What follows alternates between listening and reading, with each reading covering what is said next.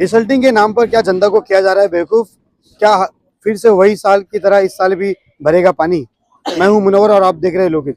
जिस तरीके से लगातार बारिश का जब महीना आता है उसके पहले बीएमसी जो है एक्टिव हो जाती है। छोटे हो या बड़े हो, नाले को साफ सफाई का एक बड़े टेंडर निकलता है, जिसके कारण जो टेंडर जो है पास होता है और डिसल्टिंग का काम होता है। पर यहाँ पर अगर मेरे पीछे देखेंगे तो वो जो पूरे जो नाले हैं वो कचरे से भरे हुए हैं। और बताया ये जा रहा है कि कुछ महीने पहले या कुछ दिनों बाद में कई लोगों के जो है वीडियो आए थे कि ये नाले का जो साफ सफाई है बहुत जल्दी होने वाला है। पर ये कब होगा? बारिश का महीना कभी भी आ सकता है। हमारे साथ में एडवोकेट आबिद जी मौजूद है जिन्होंने कंप्लेंट की है और हम बात करेंगे। सबसे पहले लोकहित में आपका स्वागत है। डिसल्टिंग के नाम को लेकर क्या कहना है आपका? मुनव्वर भाई, आपका चैनल का बहुत बहुत शुक्रिया कि आपने डिसल्टिंग के मैटर को कवर किया। पहली बात ऐसा है कि पूरे एम ईस्ट विभाग के अंदर जो डिसल्टिंग के काम है, मेजर नालों के काम अभी तक नहीं शुरू हुए। माइनर नाले के काम शुरू है, मगर आप उसको भी देखेंगे तो वो प्रॉपर वे से नहीं हो रहा है। हमारा सवाल सिर्फ इतना है कि हर साल ये देखा जाता है डिसल्टिंग के लिए करोड़ों के बजट निकलते हैं, उसके बावजूद डिसल्टिंग नहीं होती है।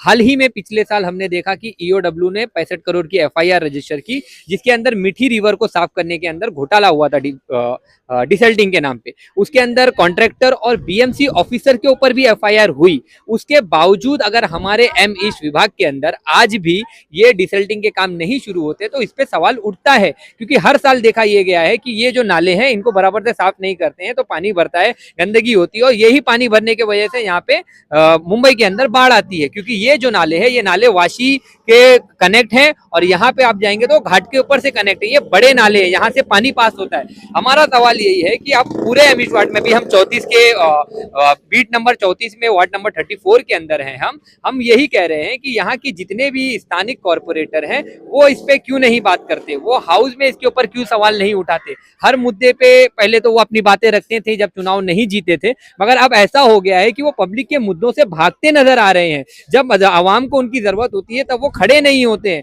कहीं ना कहीं वो ऐसे काम कर रहे हैं जिससे आवाम को तकलीफ हो रही है, जैसे कि हॉकर्स का मैटर हो जाओ, वो सब चीजों को आप जो मेजर नालों की सफाई नहीं हो, लोगों की जो स्वास्थ्य को लेके जो गंदगी है उस पे आप काम नहीं कर रहे हैं। अगर आपको ऐसा लगता है कि अगर आपको हम बताएं, इसके अंदर जो कॉर्पोरेटर हैं इनकी ये जवाबदारी थी कि अगर ऑफिसर काम नहीं कर रहे हैं या कॉन्ट्रैक्टर यहाँ पे नहीं आ रहा है तो उनके खिलाफ वो शिकायत करते। वो आज तक उसके ऊपर शिकायत भी नहीं कर रहे हैं, बात करने की भी, और उसके ऊपर कोई बात भी नहीं रख रहे अपनी। तो हमारा सवाल यही है, क्यों आप नहीं बात कर रहे? तो इसके लिए हम उनसे सवाल कर रहे हैं, क्योंकि वो कॉर्पोरेटर है। अगर वो कॉर्पोरेटर नहीं होते तो हम उनसे सवाल भी नहीं करते। हमारा मसला यही है कि जो गंदगी हो रही है इसको साफ होना चाहिए, डिसल्टिंग का काम पूरा होना चाहिए। और जहां डिसल्टिंग के नाम पे अगर यहाँ पे करप्शन हो रहा है तो हमने यही डिमांड रखी है कि इसके ऊपर इन्वेस्टिगेशन किया जाए। 2020 से लेके 2026 तक जितने भी कॉन्ट्रैक्टर को ये अलॉट हुआ है उनके पूरे डेटा को वेरीफाई किया जाए। इनको कौन सी लैंड अलॉट की गई थी, कौन से एमयू इनके साथ साइन हुए थे, कितना पैसा इनको मिला था, ये सारी चीज को इन्वेस्टिगेट किया जाए।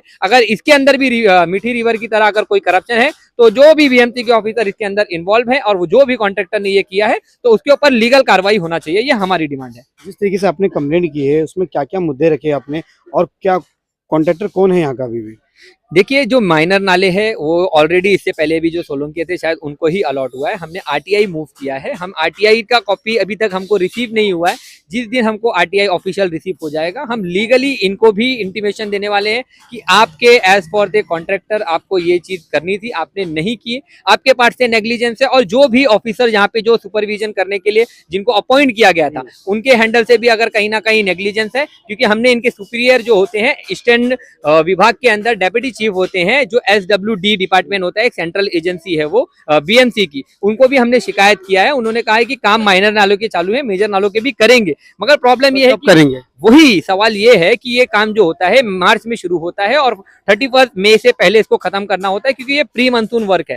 आज 7 मई हो चुकी है, 3 हफ्ते और बचे हुए हैं। अगर 3 हफ्ते से पहले अगर इसको नहीं साफ किया गया तो आने वाली बरसात के अंदर यहाँ पे बाढ़ भी आएगी और कहीं ना कहीं लोगों को इससे तकलीफ होगी।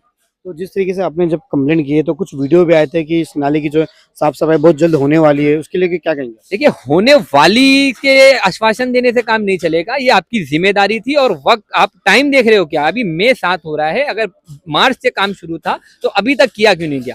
तो कहीं ना कहीं इसके अंदर भी लापरवाही दिख रही है। वही हमारा सवाल है। हमारा सवाल ये है कि ये साफ होना चाहिए, बस हमारा यही हमारा कंटेंशन। अगर ये साफ सफाई नहीं हुई बारिश के पहले और कहीं बाढ़ भी आता है तो इसके जिम्मेदार कौन होगा और आगे आप क्या स्टेप लेंगे? देखिए हमने यही कहा है, अगर इसके अंदर किसी का भी नेग्लिजेंस का पार्ट आएगा या करप्शन का पार्ट आएगा तो जो भी इसके अंदर इन्वॉल्व होगा उसके ऊपर हम कानूनी कार्रवाई की डिमांड की है हमने। एक सवाल है मेरा, क्यों बीएमसी जब इतना करोड़ों रुपए टेंडर का पास करती है तो उनके अधिकारी आके यहाँ पे क्या विजिट नहीं करते? वही प्रॉब्लम है ना, यहाँ पे हमने क्या कहा कि यहाँ पे जिसको भी सुपरवाइजन के लिए यहाँ पे भेजा गया था, जिनको भी यहाँ पे आके चेक करना था कि अगर कॉन्ट्रैक्टर काम कर रहा है तो कितना काम हुआ है, वो ऑफिसर ग्राउंड पे आए थे क्या? अगर वो आए थे तो उनका पूरा हुआ दे, वो प्रूफ एविडेंस दे। उसके बावजूद अगर ये है तो कहीं ना कहीं उनके ऊपर लापरवाही साफ नजर आ रही है। बड़ा नाला है वहाँ पे भी ऐसी ऐसी हाल सारे है। नाले एम ईस्ट विभाग के अंदर, आप गोवंडी में हम यहाँ 34 में खड़े हैं, 35 के वार्ड में जाइए, 36 जाइए, 38 जाइए, 39 जाइए, 40 जाइए, आप सभी जितने भी मेजर नाले हैं आपको सबका यही हाल दिखेगा। इवन इतना बुरा हाल दिखेगा, ऐसा लगता है कि 3 से 4 साल या 5 साल तक का ऐसा लगता है कि यहाँ पे सफाई नहीं हुई है। तो जिस तरीके से बताया जा रहा है कि नाले साफ सफाई को लेकर आपने ये मामला पूरा उठाया है, अब एम इस वार्ड में जब इतने करोड़ों के पे जो टेंडर जो पास हुए हैं, क्या लग रहा है एक बड़ा घोटाला नजर आएगा सामने?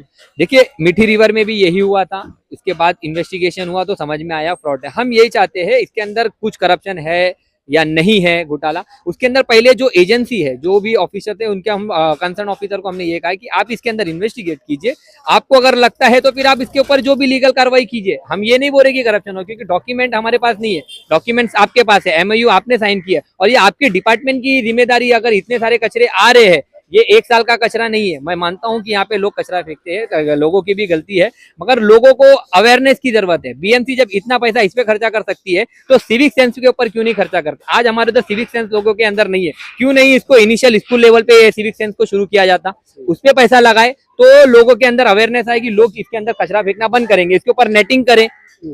बहुत सारी ऐसी ऑल्टरनेटिव चीजें हैं जो इसको प्रिवेंट कर सके, मगर बीएमसी कहीं ना कहीं, हमको ऐसा लगता है, वो ऑफिसर खुद चाहते हैं कि इसके अंदर कचरा भरे, कि वो कचरा निकालने के नाम पे पैसा अलॉट हो और उसी पैसे को हम कहीं ना कहीं मिसयूज करें। तो ये हमारे साथ में बात करने के लिए मौजूद थे एडवोकेट आबिद जी, जिन्होंने आरटीआई मार के जो है एक इन्फॉर्मेशन निकाली है। बहुत जल्द जो है जो कॉन्ट्रैक्टर है उनके नाम सामने आएंगे। मैं आपको बता दूं कि बारिश का महीना चालू है और कभी भी जो है बारिश का जो महीना आने वाला है उसी बीच एक बड़ा सवाल हो रहा है कि जिस तरीके से वार्ड नंबर 134 हो या वार्ड नंबर 136 हो या वार्ड नंबर 138 137 हो, इसमें कई नाले जो है अभी भी जो है चौकअप है, उनकी साफ सफाई नहीं हुई गई। तो मैं डिपार्टमेंट से गुजारिश करूँगा कि SWM से डिपार्टमेंट से गुजारिश करूंगा और नाले साफ सफाई को लेकर कि इस मामले को थोड़ा सा ध्यान दें, क्योंकि बारिश आने वाला है और जिस तरीके से बारिश आएगा उसमें कहीं ना कहीं ये जब नाला भरेगा तो लोगों के घर में पानी जाएगा और पानी जा रहेगा, क्योंकि लगातार बीमारियां जो है गोंडी में बढ़ती जा रही है। तो देखना यह है कि इस मामले को लेकर एडवोकेट आबिद जी कहाँ तक जाते हैं। ऐसे ही अपडेट के साथ बने रहे लोग, इससे मनोवर से।